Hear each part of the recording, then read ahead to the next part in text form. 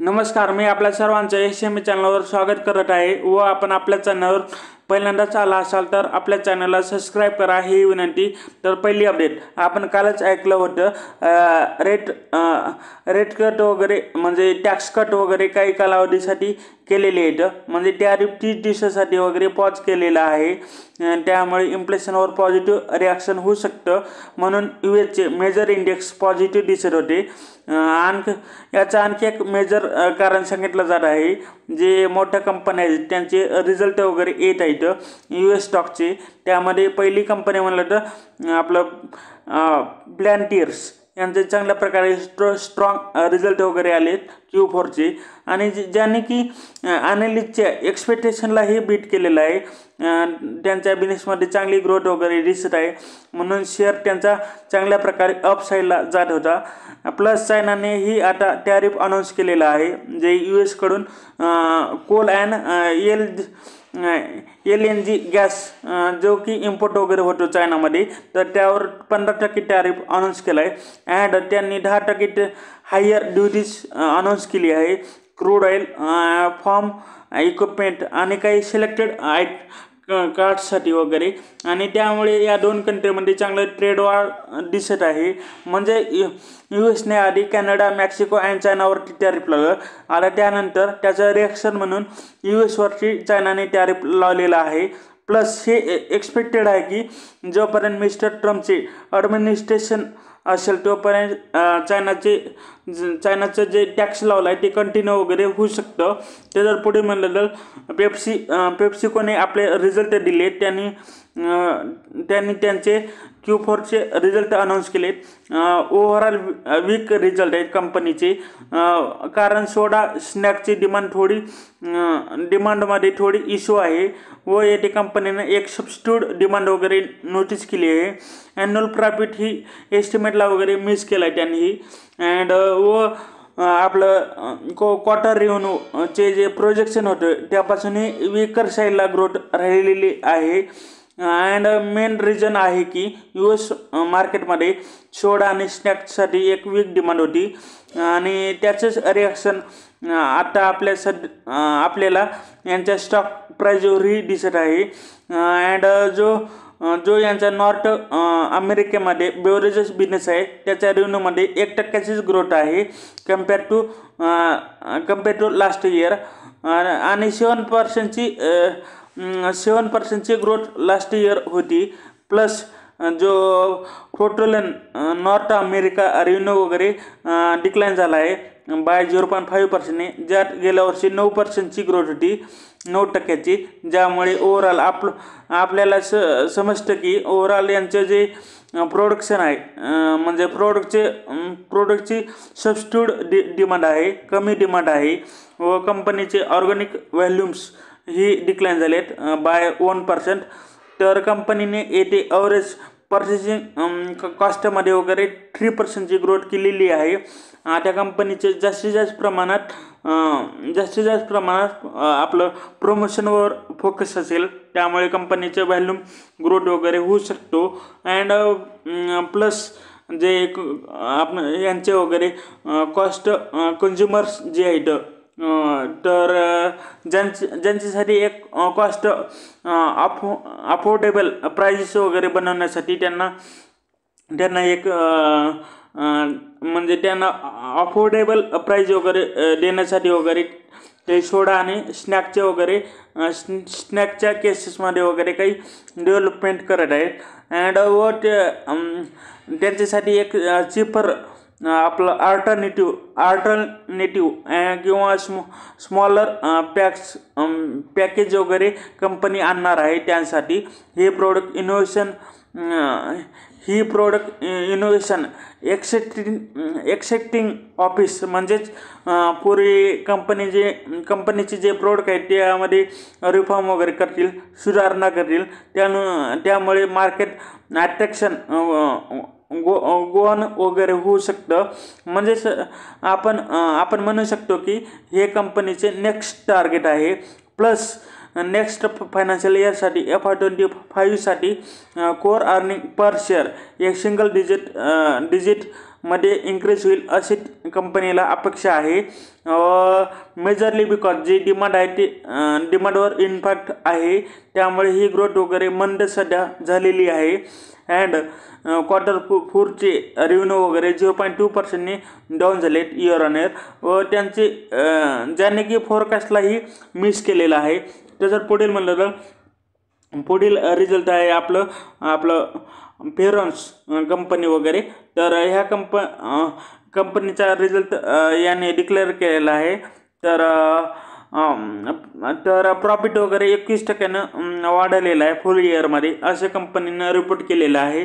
Plus 2025साठी या कंपनीने आपलं ग्रोईंग इयर वगैरे म्हटलं आहे. आणि नेट प्रॉफिटमध्ये 21%ची इन्क्रीजिंग ग्रोथ आहे FY25 मध्ये. कारण या कंपनीने सांगितले की स्ट्रॉंग प्रोडक्शन मिक्स आणि पर्सनलाइज्ड व्हेकलमध्ये चांगल्या प्रकारे डिमांड वाढली आहे. म्हणजे या ग्रोथला वगैरे 2 फॅक्टर आहेत. आणि रेव्हेन्यूमध्ये ऑलमोस्ट 12%ची ग्रोथ इयर ऑन इयर आहे फरारीच्या. अँड EBITDA ही ग्रो वगैरे झाला आहे. तर त्याचा परिणाम आपल्याला यांच्या शेअरवर दिसत आहे, म्हणजे शेअर वगैरे ग्रो होत आहे. अँड कंपनी म्हणजे ह्या कंपनीचं फोरकास्ट आहे, म्हणजे कोणती कंपनी आहे तर ही फरारी कंपनीचं वगैरे फोरकास्ट आहे की FY25 मध्ये ही ऑलमोस्ट 5% वगैरे ग्रोथ येऊ शकते. आणि कंपनी $7 बिलियन पेक्षा जास्त रेव्हेन्यू करेल. अँड म्हणजे ॲडजस्टेड EBITDA वगैरे 5% ग्रो होऊ शकतो, अशी अपेक्षा कंपनी करत आहे FY25 मध्ये इयर ऑन इयर बेसिसवर. व कंपनीच्या CEOने म्हटलं आहे की मेजरली हे परफॉर्मन्स जे आहेत ते पर्सनलायझेशन व्हेकलच्या केसमध्ये वगैरे वाढ झाल्यामुळे येत आहे चांगली परफॉर्मन्स. तर त्याची डिमांड जास्त आहे आणि पुन्हा 2025 मध्ये याची डिमांड पुन्हा वाढू शकते असे त्याने म्हटलं आहे. आणि फरारी येथे ही एक्सपेक्ट करत आहे की परफॉर्मन्स ऑल्सो चांगले असतील. अँड बट आता आपण ऐकत आहोत की युरोपियन मार्केटमध्ये स्लो डाऊन आहे व भरपूर काही युरोपियन OEMs कॉस्ट रिडक्शन वगैरे करत आहेत, कारण की तेवढी खास वगैरे डिमांड नाही. बट फरारीने एक चांगली परफॉर्मन्स वगैरे दाखवला आहे. तर ओव्हरऑल युरोपियन आपलं OEMs मध्ये वगैरे ट्रेंड वगैरे कंट्रॅक्टेड झाला आहे, म्हणजे बंद झालेला आहे. प्लस आता USने टॅरिफ वगैरे लावलं तर यांचं ओव्हरऑल इम्पॅक्ट वगैरे यांच्यावर दिसू शकतो ओव्हरऑल ॲटो कंपनीजवर. तर पण फरारी येथे चांगल्या प्रकारे परफॉर्मन्स त्यांनी दिला आहे, जे की कंपनीसाठी एक चांगली गोष्ट आहे. तर जर पुढील म्हणलं तर आपलं इंडियन इकॉनॉमी FIने कालच्या सेक्शनमध्ये एक पॉझिटिव्हली बाईंग केली. आफ्टर 26 सक्सेसिव्ह सेक्शन नंतर वगैरे ही जे की त्यांनी अगोदर सेलिंग केली होती. तर FIने आता ऑलमोस्ट 800 करोड रुपयाची बाईंग केली आहे काल. तर 2 जानेवारी नंतर काल FIने वगैरे बाईंग केली आहे. त्यामध्ये कंटिन्यू 23 सेक्शनमध्ये ते सेलिंग करत होते FI स्ट्रो वगैरे. तर DIने ॲक्टिव्हिटी आणखी कंटिन्यू केली आहे. आणि आतापर्यंत म्हणजे जर आपण इयर टू डेट पाहिली तर आतापर्यंत FIने 91,760 कोटी रुपयाची सेलिंग केली आहे. तर DIने नेट बाईंग 89,690 कोटी रुपयाची केलेली आहे इन शेअर. तर काल जे आपले निफ्टी आणि सेन्सेक्स जे इंडेक्स आहेत ते अप होते FI आणि DIच्या नेट बाईंगमुळे. अँड जर आपण आपलं सेक्टरल इंडेक्स पाहिले तर BSE कॅपिटल गुड्समध्ये चांगली सर्वात जास्त ग्रोथ वगैरे रिपोर्ट झाली. त्यानंतर health care, oil gas and another आपलं इंडस्ट्रियल अँड पॉवर्स कारण की येथे बजेटचाही थोडा परिणाम झाला असावा, कारण की इथे कॅपेक्स स्पेंडिंग वगैरे जास्त येऊ शकते, त्यामुळे इंडेक्समध्ये ग्रोथ आली असावी. तर आपण आपलं एक निष्कर्ष काढू शकतो की जे यूएसने टॅरिफ हाईकला वगैरे पॉज केलेला आहे, त्यामुळे ओव्हरऑल इन्व्हेस्टरचे सेंटिमेंट वगैरे बूस्ट झाले असतील आणि त्याचाच इम्पॅक्ट आपल्याला FIच्या बाईंग थ्रू वगैरे दिसत आहे.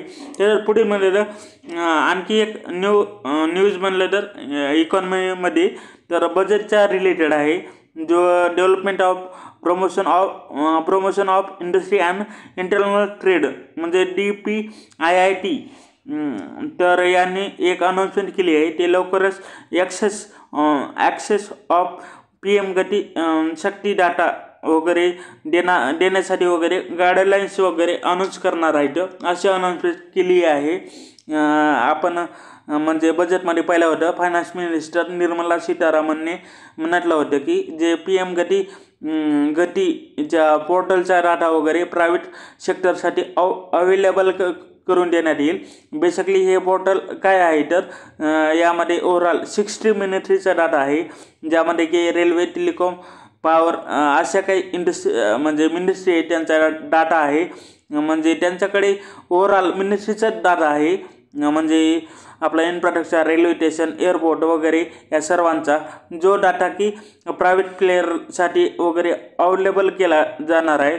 तर त्यामुळे भरपूर काही प्रायव्हेट कंपनीला हेल्प होईल. डेव्हलपमेंट इन्फ्रास्ट्रक्चर आपलं लास्ट म्हणजे लार्जेस्ट माईलची डिलिव्हरी वगैरे करण्यासाठी व ओव्हरऑल डेव्हलपमेंटसाठीही हेल्प होईल. तसेच रेल्वे स्टेशनची माहिती घेण्यासाठी तसंच डेडिकेटेड फ्रेट कॉरिडॉर कुठे आहे तेही माहिती करून घेण्यासाठी आणि स्टेट हायवे कुण्या रूट थ्रू आहेत, म्हणजे कुण्या रूटवर आहेत चांगले. तर तसेच मल्टी मॉडल डिस्ट्रिक्ट लेवल कोणते आहेत व त्यांचे लोकेशन काय आहे आणि वेअरहाऊसेस, एअरपोर्ट या रिलेटेड डाटा, हे सर्व डाटा आता प्रायव्हेट प्लेयरला वगैरे मिळेल. हे हेल्थ केअर सेक्टर आणि डिझास्टर मॅनेजमेंटसाठी हा डाटा हेल्पफुल ठरेल. प्लस मेनली हे डिस्ट्रिब्युशनसाठी जास्त हेल्प करेल in case of agriculture product आणि फूड प्रोडक्टमध्ये. ओव्हरऑल प्रायव्हेट सेक्टरला हा डाटा कसा मिळेल व केव्हापर्यंत मिळेल याविषयी गाईडलाईन्स लवकरच मिनिस्ट्री वगैरे प्रोव्हाइड करणार आहेत. त्याच्यात पहिला रिझल्ट बनलं तर आता रिझल्टचा सीझन सुरूच आहे. ASEAN पेंटने वगैरे रिझल्ट पोस्ट केले तर त्या कंपनीच्या प्रॉफिटमध्ये 23% डिक्लाइन रिपोर्ट वगैरे कंपनीने केली आहे. रेव्हेन्यूमध्ये 60% डिक्लाइन ग्रोथ आहे, म्हणजे डाऊन आहे. तर त्यावर मॅनेजमेंटने कमेंट्री दिली आहे की अर्बन एरियामध्ये आता कमी डिमांड आहे. त्यांच्या ओव्हरऑल इम्पॅक्ट कंपनीच्या फायनान्शियलवर पडलेला दिसत आहे आपल्याला. जर आपण यांचे सिक्वेन्शियली बेसिसवर नंबर पाहिले तर प्रॉफिट नियर बाय 60% वगैरे इन्क्रीज झाला आहे लास्ट क्वार्टरपासून. तर कन्सॉलिडेशन रेव्हेन्यू 60% डिक्लाइन झालेला आहे इयर ऑन इयर व सिक्वेन्शियली जो इन्क्रीज झाला आहे, कारण की हे एक सिजनेबल फॅक्टर वगैरे ठरू शकते इथं. बट ज्यांचा जो कॉरिडोर म्हणजे कोटिंगचा जो बिझनेस आहे इंडियामध्ये, त्यामध्ये 6.60% डिक्लाइन ग्रोथ वगैरे झाली आहे आणि डोमेस्टिक डेकोरेटिव्ह बिझनेसमध्ये 1.6% वगैरे म्हणजे व्हॉल्यूम ग्रोथ वगैरे दिसत आहे व सिक्वेन्शियली मार्जिन वगैरे इम्प्रूव्ह झालेलं आहे, मेनली बिकॉज प्रोडक्ट मिक्समध्ये थोडं चेंज वगैरे झाल्यामुळे. त्यामुळे year on year operating margin he improve झालेला आहे. अँड जो यांचा होम डेकोरेटचा बिझनेस आहे तो बिझनेसमध्ये कंपनी कंटिन्युअली एक्सपांड करत आहे. तर त्यांच्या नेटवर्कमध्येही इथं चांगली ग्रोथ त्यांनी रिपोर्ट वगैरे त्यांनी केलेली आहे. तसेच आपलं तसेच इंटरनॅशनल रेव्हेन्यू पाहिला तर रुपी टर्म्समध्ये 5% व कॉन्स्टंट करन्सीमध्ये 17% ग्रोथ त्यांनी कंपनीने रिपोर्ट केली आहे. आणि वेस्ट एशियामध्ये एक चांगली रिकव्हरी येत आहे, जिथून की कंपनीला तेवढी जास्त ग्रोथची अपेक्षा नव्हती डिमांड रिकव्हरीसाठी. कारण की अर्बन एरियासारखे त्याचे तेथे कंडिशन वगैरे यांना दिसत होती. तर पुढील म्हणलं तर टाटा पॉवर, तर यांचं प्रॉफिट वगैरे 8% जंप झाला आहे. रेव्हेन्यू ही 5% ग्रो झालेला आहे इयर ऑन इयर. आणि जो यांचा PBDIT जो आहे त्यामध्येही 81% वगैरे ग्रोथ वगैरे त्यांनी रिपोर्ट केली आहे. आणि सिक्वेन्शियली बेसिसवर नेट प्रॉफिट 11%नेच वाढलेला आहे, पण रेव्हेन्यू 2% इन्क्रीज झालेला आहे. अँड यांचे जे CEO आणि MD आहेत मिस्टर परेश सिन्हा यांनी म्हटलं आहे की जो यांचा पॅट ग्रोथ आहे ती कंपनीने कन्सिस्टंटली रिपोर्ट केली आहे. 21 क्वार्टरपासून इम्प्रूव्हमेंट होत आहे त्यामध्ये. अँड यामध्ये सर्व सेगमेंट वगैरे कंट्रीब्यूट करत आहेत. प्लस बजेटमध्ये एक अनाउन्समेंट झाली होती की स्मॉल मॉड्युलर रिॲक्टर्स, जे की टाटा पॉवरसाठी एक पॉझिटिव्ह अनाउन्समेंट वगैरे होती, जिथून कंपनीला चांगली ऑपॉर्च्युनिटी येऊ शकते, ज्यासाठी कंपनी आता वेट वगैरे करत आहे. प्लस यांनीही प्लॅन केले की नवीन हायड्रो पॉवर प्रोजेक्ट कंपनी वगैरे करणार आहे, जी की भूटानमध्ये असेल. व डिसेंबरमध्ये यांचं टाटा पॉवरने एक पार्टनरशिप केली होती ट्रेक ग्रीन पॉवर कॉर्पोरेशनसोबत, ज्यामध्ये की कंपनी 5000 मेगावॅटची एक क्लीन एनर्जी प्रोजेक्ट भूटानमध्ये वगैरे डेव्हलप करणार आहे. त्यामुळे या दोन कंपनीचे चांगलं रिलेशन वगैरे आपल्याला दिसत आहे. आपण म्हणू शकतो चांगलं रिलेशन आहे. तसंच पुढे म्हणलं तर आपलं टोरेंट पॉवरने रिझल्ट रिपोर्ट केलेला आहे. Net profit 30% year on year increase झालेला आहे. आणि रेव्हेन्यू फक्त 2%नेच इम्प्रूव्ह झालेला आहे. नेट प्रॉफिट 30% आणि रेव्हेन्यू 2%, EBITDA 5% इन्क्रीज झालेला आहे. म्हणजे मार्जिन ही यांचं इम्प्रूव्ह झालेलं आहे. या क्वार्टरमध्ये 17% EBITDA मार्जिन वगैरे इन्क्रीज झाला आहे असं त्यांनी रिपोर्ट केलं आहे, जे की गेल्या वर्षी 16.4% होतं. तर व यांचे जे टोटल समावेशक इन्कम जे आहे त्यामध्ये कंपनीने ग्रोथ रिपोर्ट केली आहे. कारण गॅस बेसचे जे प्लॅन्ट आहे तिथून एक चांगली रेव्हेन्यू वगैरे येत असतो आणि चांगल्या प्रकारे रेव्हेन्यूमध्ये कॉन्ट्रिब्युशनही करत असतो. व येथे चांगली गेन्स त्यांना झाला आहे आणखी एक नॉन करंट इन्व्हेस्टमेंट सेल्स करून वगैरे. त्यामुळे ऑर्डर इन्कम वाढली आहे त्यांचे. आणि कंपनीच्या बोर्डाने एक डिव्हिडंडची अनाउन्समेंट वगैरे केलेली आहे. तर टोरेंट आता टायटनचा रिझल्ट पाहिला तर त्यांनी ही Q3चे रिझल्ट रिपोर्ट केले.